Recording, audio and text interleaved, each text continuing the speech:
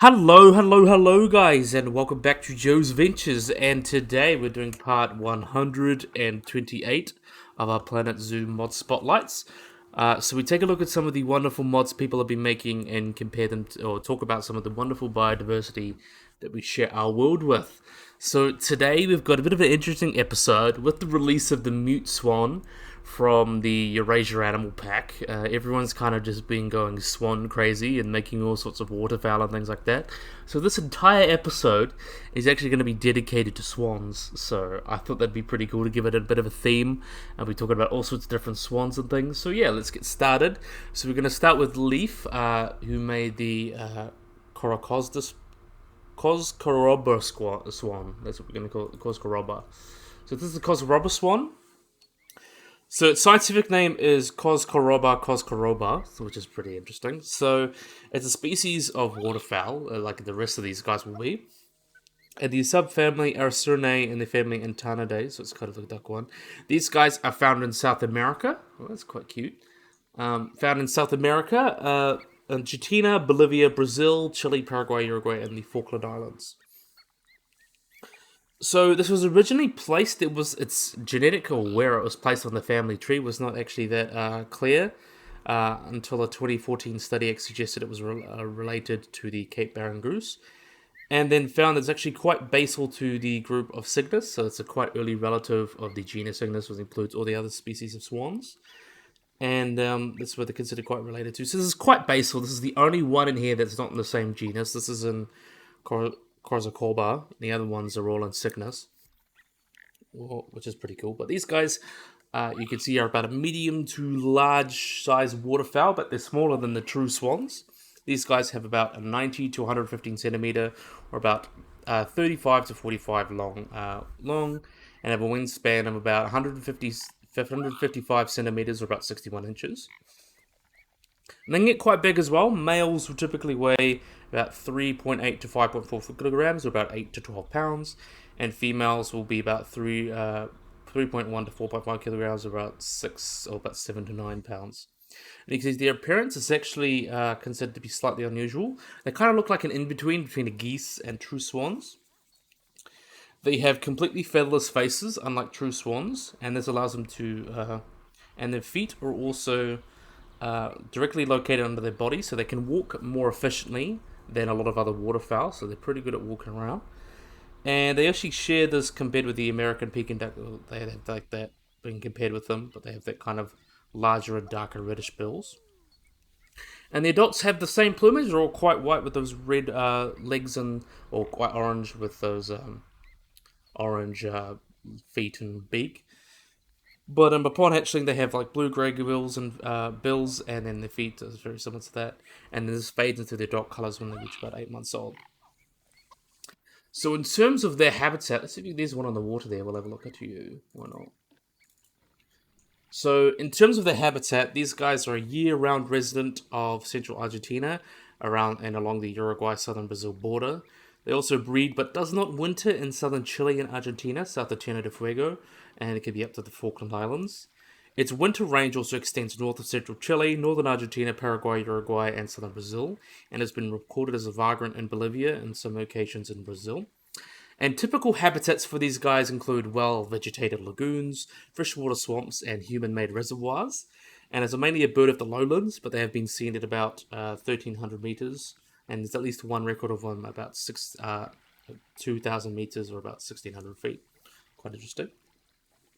So in terms of feeding, these guys have not had their diet studied that much in detail, sadly. But it appears these guys feed on aquatic and sometimes terrestrial plants, small aquatic invertebrates, and small fish.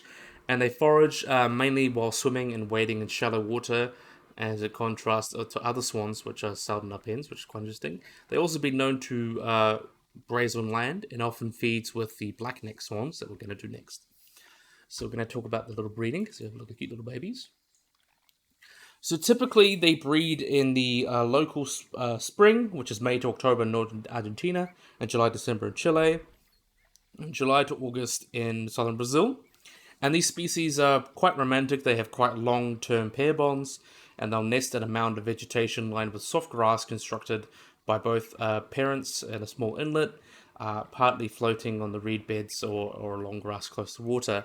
Typically, clutch size is about 4 to 9 oval eggs, which weigh about 167 grams, or about 5 ounces. And the dimensions about 88 by 60 centimeters, or about 3.5 by 2.4 inches. Males will then guard the females during the incubation of about 35 days, and both parents will care for the young through fledging, which is about 14 weeks, and sometimes up to about a year old. And in captivity, they've been known to live up to 20 years. In terms of vocalizations, that's kind of where they get their name from. So they make a sound that's called onomatopoeic. So korosuba, or something like that. It sounds like a hooting noise. They also make a hooting noise between mates, and they make chirps and trills and things like that. And the onomatopoeic, like kosuba, is kind of a one that they use to deter predators. So these guys are luckily not considered endangered. These are considered least concern. They have a large range, and the population is estimated to be between 6,700 and 17,000 mature individuals, and is believed to be quite stable. There's no immediate threat has been identified, but their species population actually varies dramatically in different parts of their range. While they're quite common in Argentina, uncommon in Paraguay and Uruguay, and common rare in Chile and uncertain in Brazil. But the greatest threat to these guys seems to be what impacts a lot of other freshwater animals, is the loss of the temperate marsh habitats due to urbanization and agriculture that destroys a lot of the habitat. That seems to be their biggest threats. But yeah, really, really cool animal. Another one done by Leaf. Next up, we got one done by Narwhal. We have got the black neck swan. Let's have a look at these guys, done by Narwhal. So this is Cygnus melicorifus, if you say that. So these are another one that are a type of waterfowl, and they live in the same places pretty much. They be found in Argentina, Brazil, Chile, Uruguay, and the Falkland Islands. So they have occasionally been placed in their own genus called Stethanides, with the black swan and moot swan, but they are considered monotypic as they are in Cygnus. So they're the only member of its genus that breeds in the neotropics, and is the largest waterfowl native to South America, so is the only South American one, you could say. Adults are about 102 to 124 centimeters, about 40 to 49 inches long, with a wingspan about 135 to 177 centimeters, or about 53 to 70 inches. Typically, males will weigh about 4.6 to 8.7 kilograms, or about 10 to 19 pounds, and females about 3.5 to 4.4, or about 7 to 9 pounds. You see the sexes are alike. An adult's body, you can see, have that quite light plumage, until they have the black head, and the later is usually has a white stripe behind the eye. You can kind of see that there as well. They also have a prominent red knob on their mouth or on their beak there that kind of gives them that distinct look to them, and at the base of their bill as well. And juveniles are typically greyish rather than white, and they lack the knob until they're about third or fourth year of age. So this is what the baby looks like. Pretty interesting. We'll have a look at the adult, and then we'll talk about babies and breeding. In terms of their distribution, these guys can be found in the southern tier of South America. Same pretty much habitats as I mentioned, the Coscoroba swan, even though different genus. They can find Tierra del Fuego in Chile, Uruguay, and southern Brazil, southern of Argentina, and they're also a year-round resident of the Falkland Islands. And actually, vagrants have been found in the Juan Formendes Islands, the South Orkney Islands, the South Shetland Islands, and on the Antarctic Peninsula, so that's pretty interesting. Typically, these guys prefer freshwater marshes and swamps, shallow lakes, sheltered coastal sites, and brackish lagoons. And on the mainland of South America, they're often found near human habitation, but they shun build-up areas on the Falklands, which is pretty interesting. They generally live low at elevation, but non-breeding flocks have been found as high as 900 to 1,250 meters, about 3,000 to 4,000 feet up the Andes of southern Argentina. So the wetlands actually created by the 1960 Valadiva earthquake, and that was in Chile, has created such as the Carlos Hondo Nature Sanctuary, because it has actually become an important population center for black-necked swans, and the population in the sanctuary has been fluctuating widely and has been as low as 214 as January 2008, and peaked around May of 2020 at about 22,419, and then plummet down to 2,782 in May 2022. So that's pretty interesting. So it shows like sometimes populations, it doesn't mean they died, it just means sometimes they potentially may have changed and moved off, done their own thing. But really, really cool. So let's have a look at them eating while we're doing that. You can see this one's a little bit more brighter neck. That one might be a little bit of a albino or something. There's a much brighter neck. So the black-necked swan are almost entirely vegetarians. They typically feed on aquatic plants uh, and algae and small numbers of aquatic invertebrates as well. So they're pretty much herbivorous. Their Chile, the primary food is Iguana dursa, which is interesting, and they typically forage by immersing their head and neck in the water and by surface feeding, but also they're upend by reaching deeper. And in times of drought, they've actually been known to graze in meadows and pastures, which is also quite interesting. In terms of breeding, their breeding also varies geographically. Let's have a look at these little babies while we talk about them. They typically, far south of its range, they'll breed from July to November, but ends in early September in the northern parts. And in the Falklands, it breeds from typically August to November. The exact time of breeding is actually quite dependent on rainfall, and the species is also believed to make long-term pair bonds, like other swans. And they nest on a mound of vegetation constructed by both members and on a small islet on a reedbed versus other swans. And the clutch size is typically 4 to 8 eggs, and the male will guard the female during the 34 to 36 incubation period. And captive nestlings kind of fledge at about 100 days after their hatching. And the black-necked swan is actually mostly silent outside of the breeding season, which is also pretty interesting. During this time, though, they'll give a soft musical wee wee wee sound, kind of like interesting, and they'll also make hoots and things like that. The males will as well. In terms of conservation, these guys are also considered least concern, having a very large range, so that the population size is not known. It is believed to be stable, with no immediate threats being identified. And they're generally widespread and quite common, though large-scale hunting of the 18th and 19th centuries actually extirpated them from much of Chile, but they have since recolonized those areas. Also, some hunting and some egg collecting still occurs, but the species is found in many protected areas around Argentina, with the population in Argentina believed to be about 50,000. So they are doing okay, though there have been some issues with them getting influenza, like the avian influenza. So there was March of 2023. There was actually the H5N1 virus, influenza virus, was found in these guys, and that's quite worrying because it's been going around recently, and it's very worrying. It's even got down to Antarctica and may infect penguins, so it's not going to be very good. And there have been 3 black swans found with it, and the total at that station is 63. So it's probably not the best thing to happen to them, but still interesting to learn how diseases impact them. But yeah, we've got the black-necked swan done by Norwaller. Next one, also done by Norwaller, we have got the black swan. So let's have a look at the black swan. So let's move over yonder. Okay, so this is the black swan. So the black swan is a large water bird, as like the other guys. They're a species of swan that breeds mainly around the southeast and southwest regions of Australia. And they are nomadic within Australia, and they have migratory patterns that are dependent on climate conditions. So in terms of their description, these guys are very similar to other swans. They're black-feathered birds with white kind of flight feathers. You see they've also got that red bill with kind of that white bit at the tip. And cobs, which are males, are slightly larger than pens, females, and have a longer, straighter bill. Typically, they measure between 110 to 142 centimeters, or about 43 to 56 inches long, and weigh between 3.7 and 9 kilograms, or 8 to 19 pounds, with a wingspan of 1.3 to 1.6 to 2 meters, or about 5'2" to 6'6", or up to about like 180 centimeters. The neck is usually quite long and has an S shape. They also utter a musical, like bulge-like sound, which is quite interesting. It can be in flight, things like that. Also, when swimming, these guys hold their necks arched or erect to carry their wings, and they can do a quite aggressive display. And unlike any other Australian bird, and also although in a poor light, has been long confused with the magpie goose in flight, that they can be quite distinguished differently. And there is a captive population of black swans in Florida that has actually produced a few individuals that are light molted grey rather than completely black, and these are believed to be leucistic and really appear in the wild. So in terms of their distribution, this is a very wide range. So these guys are common to wetlands of southwestern and eastern Australia and other adjacent islands. Southwest Cape, they can be found around there. Your population, Tasmania. They also support quite large populations, but are uncommon in central and northern Australia. They seem to prefer habitats that extend fresh, brackish, or saltwater lakes, rivers, and things like that, and emergent vegetation for food and nesting material.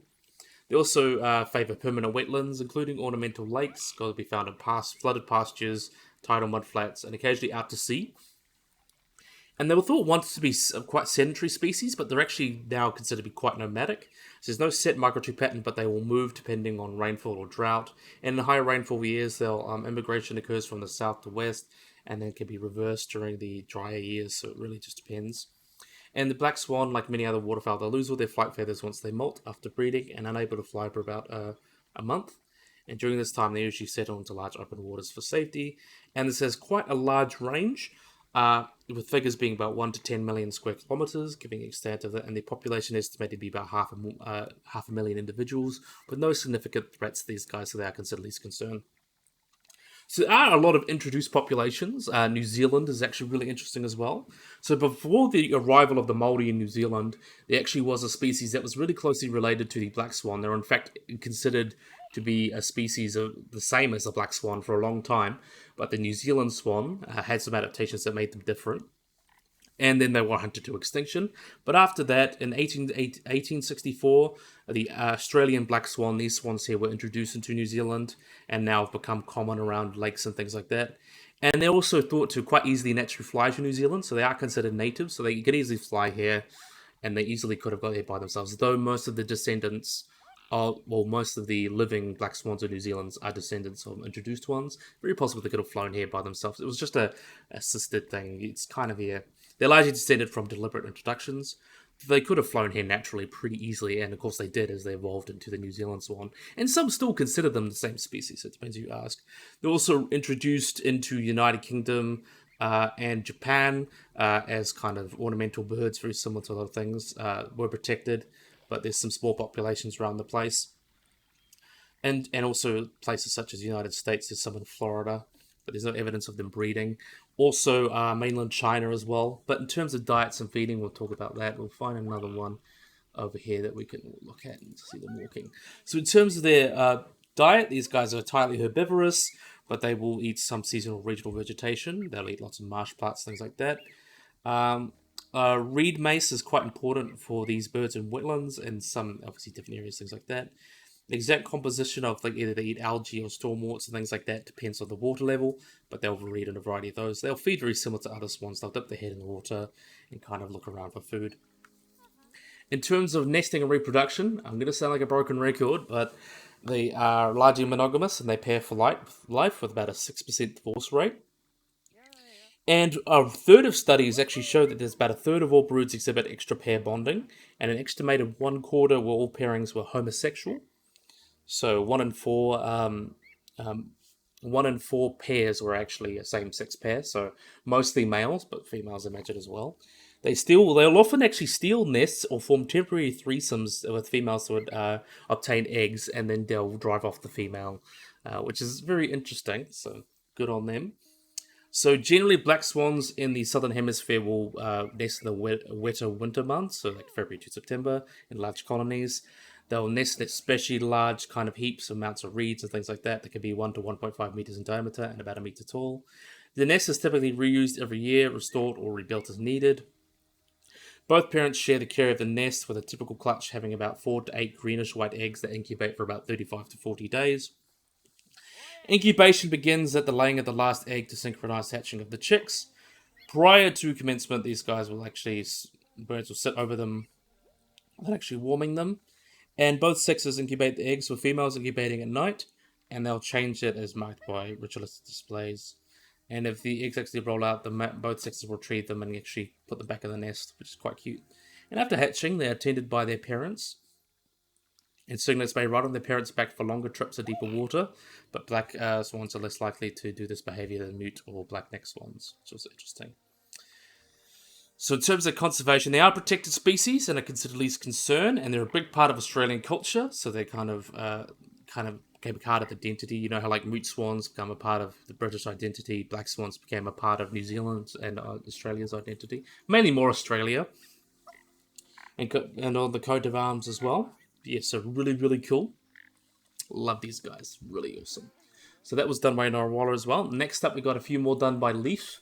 So next up, we have got kind of a double whammy. We've got two subspecies that are one species, but we will go over them kind of. We'll go over the top first. We'll go both subspecies and talk about them and where they're from, and then we'll talk about their behavior. So we're going to break this up a little bit. So this is the Tundra Swan. So the Tundra Swan is a small swan that comes with the Holarctic, and they are two taxa that are often sometimes split into two species, but mostly are considered subspecies. So typically two. This one's the Berwick Swan. So this is found in the Paleoarctic. So this is found in Europe and Asia, and then you have the Whistling Swan over here. That is the American version. So basically the American subspecies. So we'll go back over here. I don't know what's happened there. Anyway. Look at these wonderful guys. We'll talk about these guys first. So these guys are the smallest of the Holarctic swans. They typically get about 115 to 150 centimeters, or about 45 to 59 inches in length, with about 168 to 211 centimeter wingspan, or about 66 to 83 inches, and a weight range of about 3.4 to 9.6 kilograms, or about 7 to 21 pounds. So in adult birds, you can see their plumage for both subspecies basically entirely white with black feet and things, but there's usually some little differences around the face there that kind of distinguish them.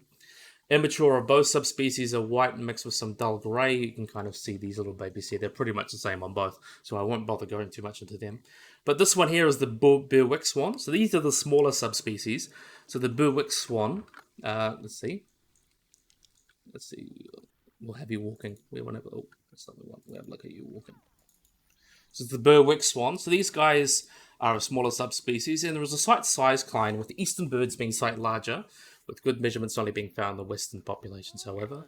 So they range from about 3 to 7 kilograms, or about 7 to 17 pounds, with 6 kilograms or 14 pounds average for males, and about 13 pounds or 5.7 kilograms for females. Measure about 150 to 140 centimeters, or about 45 to 55 inches, and They're actually quite similar to the whooper swan, but smaller, shorter necks, and kind of a bit more rounded as well. They also show more black and yellow as they have variable bill pattern. They also show more black and yellow and have a kind of blunt edge. You can see a little bit more yellow on there as well, as you pointed out. And the bill pattern for every actually Berwick swan is actually unique, so that scientists can often identify birds by looking at their bill and assign names to them. And the eastern birds appear to be larger, though tends less to have yes yellow on the bill. And there presents to be just gene flow across Beringia, while marginal is never entirely ceased. And there's actually a hybridization between a Berwick's and a Varkar swan that's been reported in Siberia. So the Berwick swan are the smaller subspecies found in the Paleoarctic. So these are the ones found more northerly. And then we've got, next up, we've got the whistling swan over here. So the whistling swan weigh about 4.3 to 9.5 kilograms, slightly bigger, about 9.5 to 21 pounds, or 7.3 kilograms on average. So about 16 pounds on average for males, and about 6 kilograms or 40 pounds for females, and measure about 120 to 150, or about 47 to 59 inches length. Each wing is about 50 to 50 centimeters. So the main way to tell them apart is their larger size. So these guys are a little bit bigger than the, as I mentioned, the Berwick swan. So they're a little bit bigger, and they have a mostly black bill, and they just have a small amount of yellow that you can kind of see there. That's just one way to tell them apart. And they're distinguished from the larger Trumpeter swan that we'll get into by North America, because the Trumpeter swans are much bigger and have longer bills. So that's the way you tell them apart. And one thing as well is that they note the color variation is a little bit more depending on the subspecies. So I wouldn't worry too much. And tundra swans have been known to make high-pitched honking calls, similar to like black gooses. Batra, interesting as well. It's like a French horn. So as I mentioned, as the common name implies, these guys breed around the tundras of the Arctic and subarctic, and they inhabit shallow pools, lakes, and rivers. And unlike mute swans and other Arctic swans, these guys are migratory. And the winter habitats of both subspecies can be grasslands and marshlands along the coast, and can be found in fields and things like that. So if we go back to the Berwick's swan, so let's have a look at these guys. These guys range, as I mentioned, Paleoarctic, so they come from the lowlands of Siberia to the Kola Peninsula east of the Pacific. So typically arrive in their breeding grounds around mid-May. That's their breeding range. and leave it up their winter quarters from the east of September. And the populations west of the Timor Peninsula migrate via the White Sea, Baltic Sea, and the estuary on the Ebbie in the winter of Denmark, the Netherlands, and the British Isles. And they're common in winter and wildfowl nature reserves and are well protected, so that's quite good. Some birds also winter elsewhere, like swords in the North Sea. They'll also breed in the ones that breed in eastern Russia will migrate via Mongolia and northern China in the winter and coastal regions of Japan, Korea, and southern China. And some will be as far south as Taiwan, which is interesting. A few birds of the central Siberian range will winter also Iran and the Caspian Sea. Um, and former, they'll kind of migrate to the Aral Sea in the late 10th century because of these big issues. But arrival in winters kind of go mid-October, although most of them spend weeks or even months in their favourite resting locations and only arrive to their winter quarters by November and even as late as January. And these birds will kind of breed around mid-February, and vagrants may actually occur south as main winter areas. Most European countries have seen them. So they've even been seen in Algeria, Iraq, Pakistan, things like that. The West Pacific as well, the Mariana and Volcano Islands. And some vagrants have been seen as like Bear Island and Svalbard in Alaska, Oregon, Saskatchewan in North America. So they can be found in North America, but they're most likely going to be the whistling swans. So let's have a look at the whistling swans. These guys don't have quite a complicated range. So these guys can be breed. They typically breed on the coastal plains of Alaska and Canada, leaving for their winter quarters around October, and then they arrive in their winter quarters about November, December. Birds breeding in West Atlanta will kind of breed or winter along the Pacific coast as southern Alaska to California, and they'll often move inland, feeding on the rich feeding grounds of the Central Valley, and some cross the Rocky Mountains and go as far east as Utah and Texas. It's interesting. The northern Mexico as well. The birds breeding along the Arctic Ocean will migrate via Canada to the Great Lakes region and the Atlantic coast, and they'll be found around Maryland and North Carolina, but some have been found as far south as Florida. Whistling swans will start to leave for their breeding grounds around mid-March and may arrive about late May. And vagrants have been reported in the Bermudas, Cuba and the Hawaiian Islands, Puerto Rico, England, Iceland, Japan, northern Siberia, and Sweden. So you can see vagrants do exist. So there is hybridization. There's hybridizations being seen.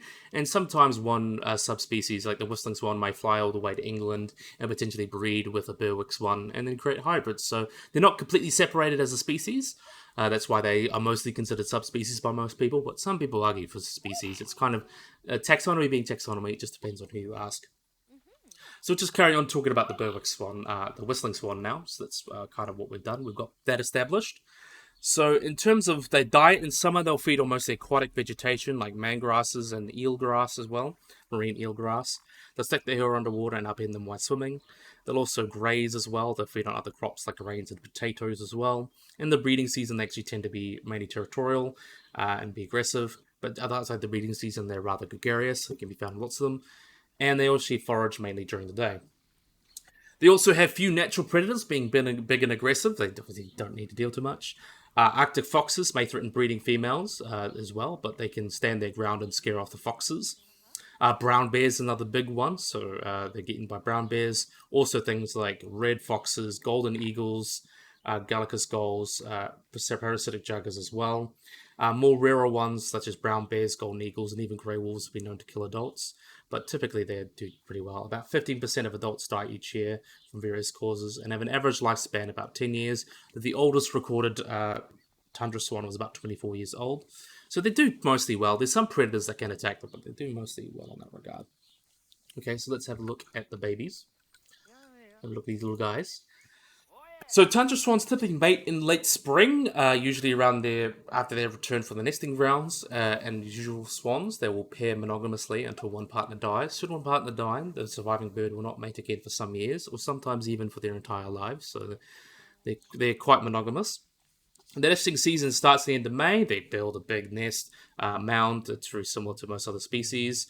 They lay a clutch of about 12 to 7 eggs, usually about 3 to 5, and watch for danger. The cob, which is the male, keeps a steady lookout for predators that could hurt his mate and his offspring. And when either of them spot a threat, they give a warning sign to let their partner know they're approaching. So typically the time for laying and hatching is about 29 to 30 days for Berwick swans and 30 to 32 for whistling swans. And since they nest in cold tundra regions, tundra swans actually grow faster than those of breeding those in warmer climates. And it typically takes a whistling swan about 60 to 75 days to fledge. twice as fast as mute swans, for example, and those Berwick swans may fledge about a record 40 to 45 days after hatching, so they need to get ready quick because they've got to get ready for their migration. The fledgling will stay until their parents for their first migration, and they've often sometimes been joined by previous babies from previous breeding seasons to wintering grounds. And they typically do not reach sexual maturity at about 3 to 4 years of age. Let's have a look. So the whistling swan here, these guys are the most common species of swan in North America, and the population is estimated to be about 170,000 by 1990. But then numbers have been slowly declining because of habitat settlement and habitat conversion of the wintering areas. And the eastern I've often seen has been increasing somewhat, so they are doing okay. But their populations have declined slightly, but they're still doing really well. The Berwick swan, we'll have a look back at the Berwick swan. The Berwicks are actually not as much sure about, although the populations have declined in northwestern Europe for unknown reasons. The European wintering population estimated to be about 16,000 to 17,000 in 1990, with about 20,000 birds wintering in East Asia. The Iranian population is quite small, about 1,000, and they usually disperse at several sites, in which are most actually unknown to scientists, so we don't really know. Although, as I mentioned, tundra swans' numbers are stable throughout most of their range, they've been increasingly dependent on agricultural crops to supplement their winter diets, as aquatic vegetation actually dwindles because of water pollution and habitat destruction. And that's the main case of adult mortality, is hunting. So about 4,000 whistling swans are bagged efficiently each year, while the further 6,000 to 10,000 are killed by poachers and native hunter-gatherers. And they cannot be hunted legally, but about half the birds contain lead shot, which can be a big issue for things as well. Mortality in other species. And lead poisoning is really bad for these guys as well. So that's a big issue for these guys. But yeah, they are doing okay in most regards. As I mentioned, they are considered least concerns. So they're still doing okay. But those conservation concerns is something to worry about. But yeah, really, really cool. Nice to get to cover some subspecies together. I thought that was quite cool. So next up, we have got by Leaf as well. So the Berwicks and whistling swans were done by Leaf. The whooper swan here as well, also known as the common swan, also done by Leaf. So they're also known as common swan. They're the large northern hemisphere swan.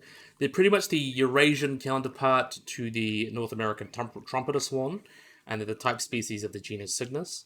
So they're also referred to as the elk, hooper, or wild swan, and it was actually originally described by Carl Linnaeus as Anas Cygnus, which is quite interesting.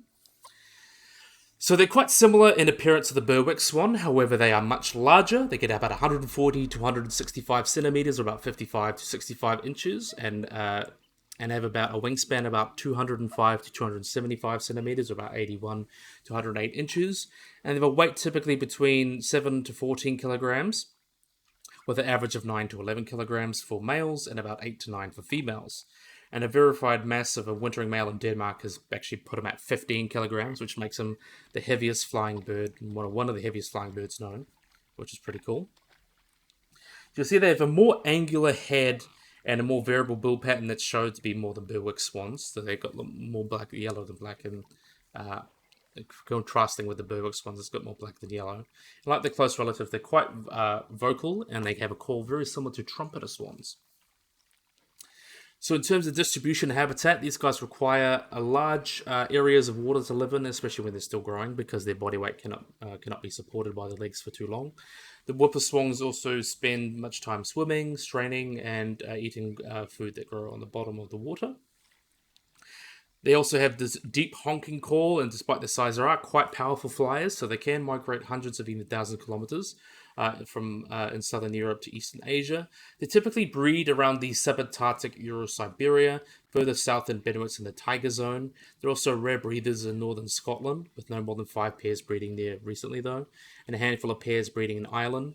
They are occasional vagrants to India and Western North America, with Icelandic breeders overwintering in the UK and Ireland, which is interesting. But yeah, they typically breed around the Tiger Zone across like Finland and into Russia. Mostly Russia covers most of that range, but they'll overwinter in Japan and China, also like Iran and most parts of Europe as well. So that's pretty interesting. So whooper swans are very similar to other swans. They pair for life, and the cygnets will stay with them all winter, and actually are sometimes joined by offspring of the previous year. They prefer habitat wetlands, but semi-domesticated birds will build a nest anywhere close to water. And both males and females will build this nest, and the male will stand guard. Da, da, da. Typically, a female will lay about 4 to 7 eggs, exceptionally about 12. We'll look at the babies as well. And they would singlets will actually hatch after about 36 days and have a grey to brown plumage like this, and will fly at about 120 to 150 days. Also, as well, when whooper swans prepare to go into a flight as a flock, they use like various signals to kind of suggest it to each other. They use like head bobs and head shakes and wind flaps to kind of tempt each other to come fly and let the individuals take lead. They also signal their movements in large groups because they're able to well coordinate their flock. And in comparison, swans that did not signal actually were only able to create like a flock at 35% of the time.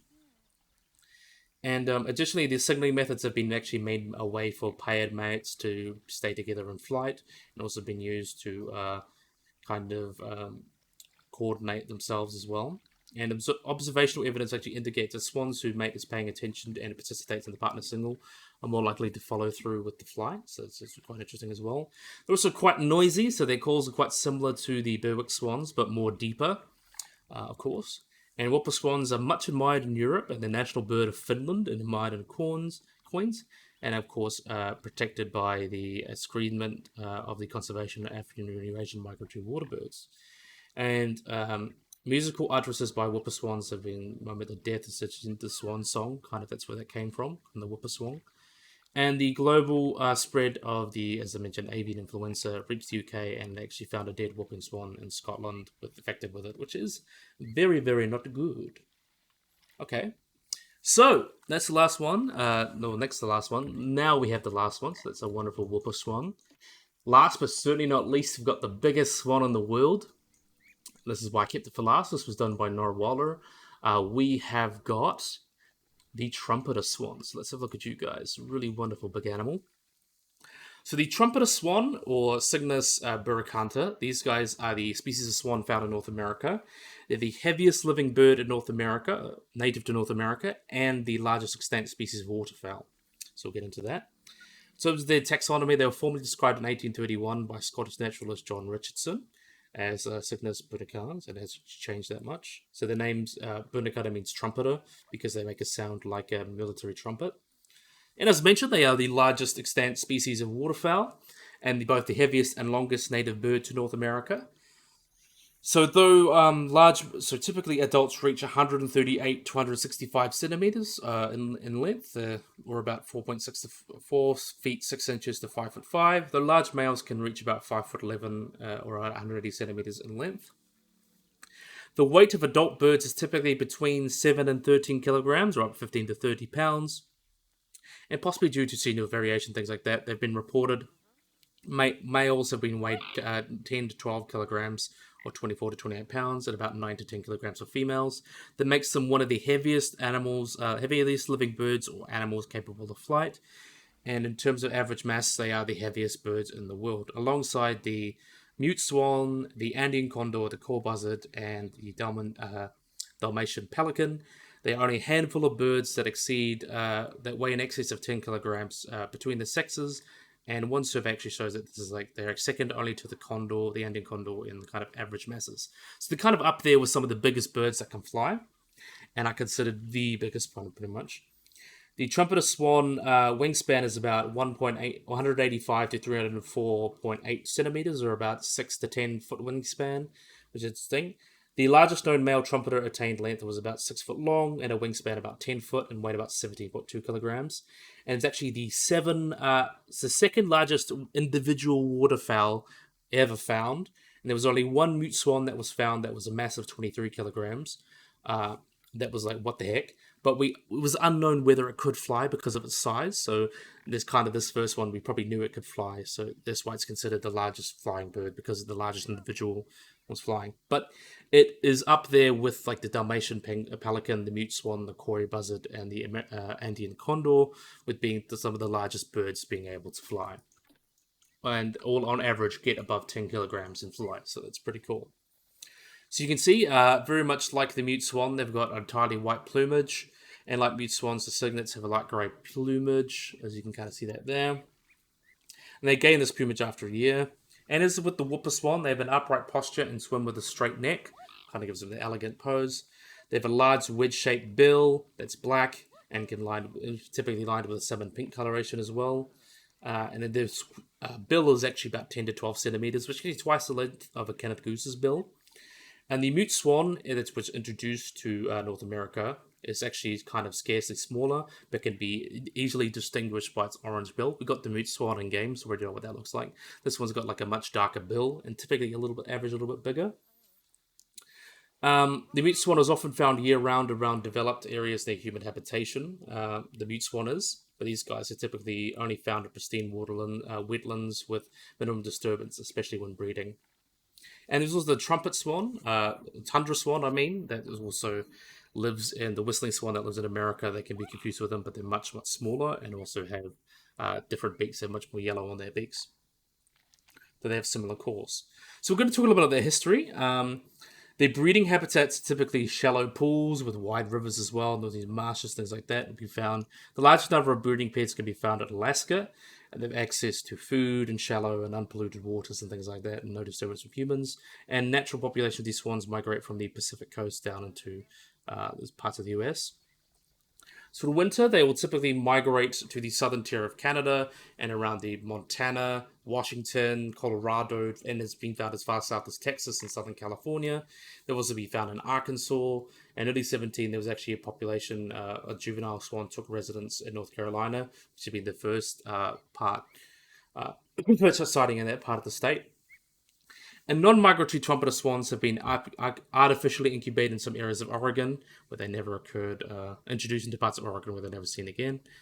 And because of natural beauty, kind of people like to find them, things like that.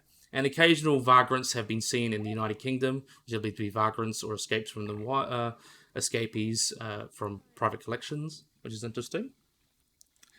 And between this constant survey, so their breeding range is typically on the Pacific coast and Alaska, things like that, and it's believed to be from 1968 to 2010, the population actually increased from 3,722 birds to about 46,225 birds, largely due to reintroductions that we'll get into. So the trumpeter swans are actually, I put them last because they're the biggest, but they also got a really, really nice conservation success story that we will get into.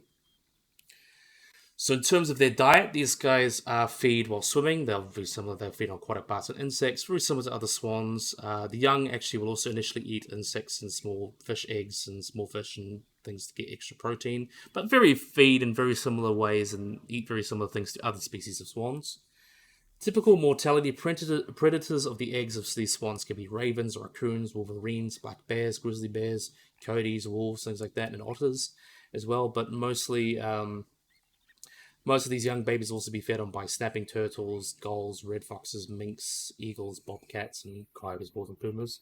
And when the young are threatened, the parents can be quite aggressive, where they'll do their head bobbing and hissing to try and scare away predators as well. And predation of adults when they're not resting has been extremely rare, but it has been seen. Like bald eagles has done one really, coyotes as well. But in captivity, they've been known to live up to about 33 years, and the wild they live at least 24. And they have young trumpeter swans may have a little chance of 40% of survival due to human disturbances, nest flooding, starvation, things like that. But in some areas, though, that's considerably greater. And some areas, mortality is quite low, with most of them surviving to adulthood, like 80 to 100%, unless they're hunted by humans. So we talk about a little bit of their breeding behavior. So like other swans, they mate for life, and primarily the female incubate the eggs while the male donor divides. Most will form these bonds when swans are about 5 to 7 years old, and some do not form these bonds until they're even like 20. And divorces have been found between birds in case they'll be seriously monogamous and kind of deal like things like that. But then a mate dies, they'll often not pair again for the rest of their life. So typically in late April, the breeding pairs will begin the process of constructing a nest, and during this grueling process, they may actually become to be much experience because they have several courtship displays and rituals to kind of get that connection and sort that out. They use a lot of acoustic communication and things like that. I don't want to get too much into that. And lots of other displays. So it's a very complex displays of both sounds and visual displays that helps decide if they're going to be mates or not, which is interesting. But in terms of nest incubation behavior, so they make this nest, so it typically takes 11 to 35 days to make them. They begin destructing this April. The time also depends on like the conditions and things like that.